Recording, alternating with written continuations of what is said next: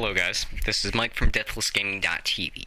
Tonight I'm going to be talking to you about what to do once you've completed the in-game tutorial of Planetside 2 and once you've set up your character and everything. So you've learned how some of the game mechanics work, you have a general gist of what's going on, but how do you earn XP, how do you rank up? So tonight I'm going to be talking to you about that. So first thing you want to do is XP gives you certs. Certs let you customize your weapon, and XP also lets you rank up in the game, so you won't be a noob forever. So first, choose a continent which has an alert on it. So that will have a little blinking, flashing light, and that basically means the three factions are going to be fighting each other like a team over that continent, and they are going to essentially try to take over, and it's kind of like a match. So you want to go there because that'll give you a 30% XP boost. So I've spawned on an Esmir, and there is currently an alert. So what do I do next? So I'm gonna, I don't really know what to do. I'm a new player. So first things you want to do is think about your loadout. So what loadout should you choose? So let's go over there and choose a loadout. So I'm going to choose Heavy Assault. For the sake of the new players, I'm going to have a Heavy Assault that's equipped with everything a new player would have. So I've got a Heavy Assault, T9 Carve, TX Repeater, and a Rocket Launcher. That's what comes with your Heavy Assault. Next thing I'm going to do is I'm going to want to get into the fight. So what do? I press U, which is redeploy. So that's kind of like killing yourself, but killing yourself in this game doesn't really matter. Kill to death ratio does not matter in this game, essentially. This game is about taking territory. So where can we help out in taking territory and winning this alert? Because the person with the most territory will win this match. So I could see at this enemies are 12 to 24 or 1 to 12. No, that means the enemies are out popping me. I'm probably not going to do much because I'm going to lose the fight. But over here at Aurora Materials Lab, that's 96 plus, and the enemies are 48 to 96. So since I'm a new player, I can essentially learn what to do, and I should spawn there. So I'm going to press the spawn a location nearby, press redeploy after I've hit that, so that way I'll be redeploying as soon as I hit that, and then I'll essentially come within proximity range of Sundies. Now if you don't know what a Sundie is a mobile spawn unit, and you have to essentially be within a few hundred meters to spawn on it. So as you can see, I've come within range. So to do that, you redeploy to a nearby base, which is what I essentially did. So let's spawn the Sundie. So a Sundie looks like this when it's deployed, so it's anchored into the ground, and it just kind of looks like a bus. You might have seen it from, the game trailer or something. But you want to defend your Sundie. This is how your friendlies are going to spawn in and take the base.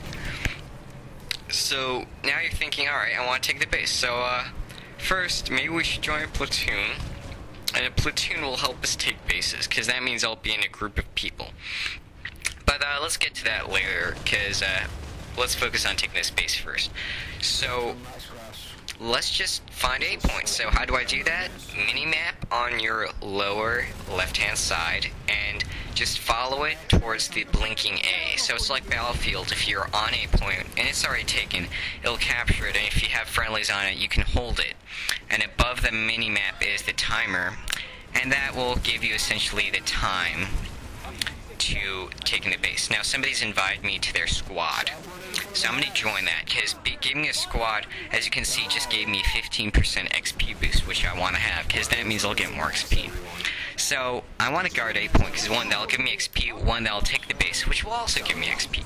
So I'm just going to be guarding this A point, making sure nobody comes. Having a rocket launcher is a really good way of stopping anybody, because in this game it takes a long time to kill, and rocket launcher will simply stop pretty much everything, especially with your ML7, which has the highest damage second to the decimator, which I'll talk about in later tutorials on this channel. So just point your rocket launcher at a doorway.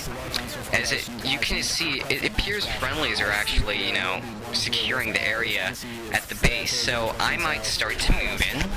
But first, I just took damage. So when you take damage, the first way you want to react is you want to back up and near cover.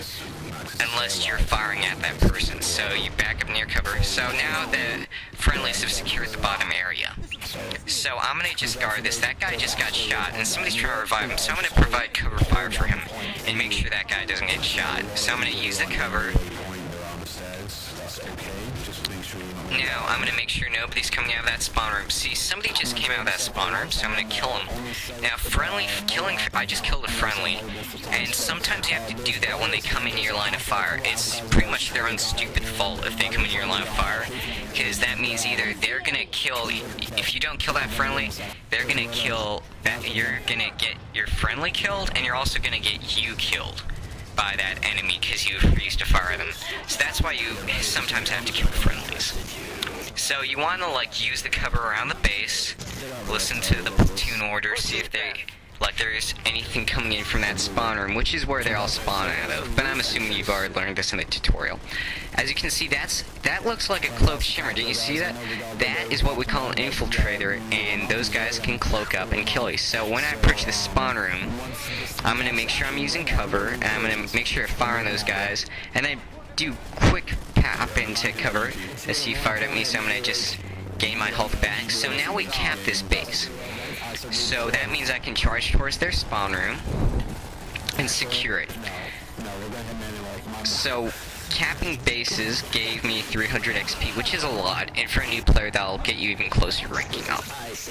So since I'm a platoon, we have to take a certain number of bases to win this alert. So I'm gonna listen to my platoon orders, since this is an organized game, and you really need to listen to the people giving orders.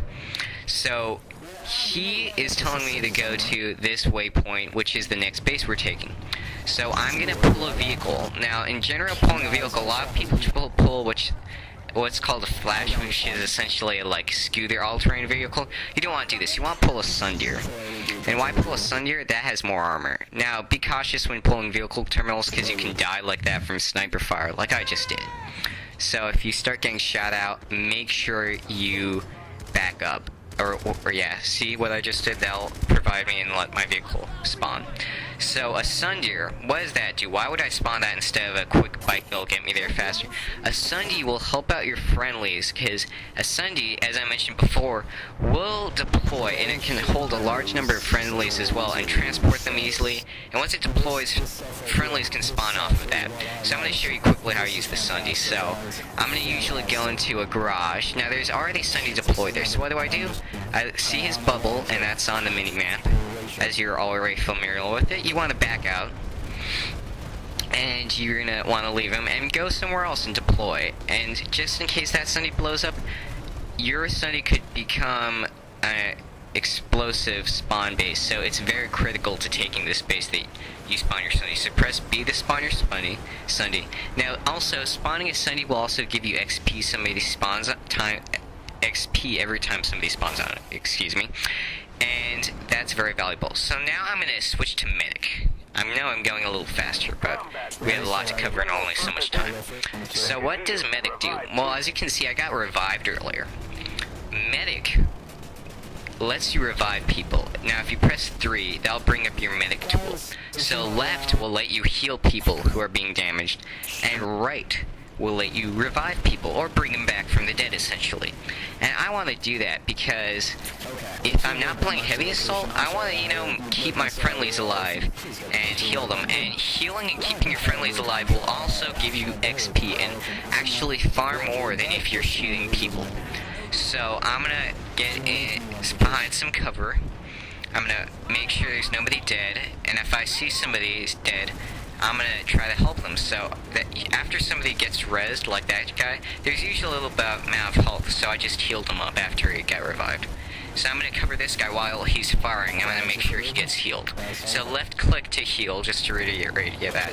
Now that guy, he's about to die, so I'm gonna heal him. That's gonna help him, gives me a lot of XP. That guy, he's just dead, so I get even more XP. So this is helping you. Probably in real life you will have reached BR1 by now, and that's really helps a lot in your gameplay. So while you're with this platoon, let's go over what we've talked about in this tutorial. While you're with the platoon, you're going to be able to ask people through voice and it will help you, just learn about the game. And if you listen to Platoon leaders, they'll also help you learn about the game. So, also, when you're with the Platoon, you'll be more likely to live. So this is not a single-player game. You want to always be with the Platoon. Take bases together, like I am right here. And either be, as a new player, I'd either be a medic or a heavy assault. And those two will help you a lot. Now, this tutorial doesn't give you about customizing your characters. It's very brief, but it will tell you essentially how to cap bases, how to earn basic XP, and how to get from grunt style to start to kill people, and then start to talk to other people in the game so you know what's going on. And that's what I wanted this tutorial to cover, and it's just done that. So, this is Mike signing off from Deathless Game TV. I hope you'd enjoyed this. Come and leave a comment section if I've missed anything.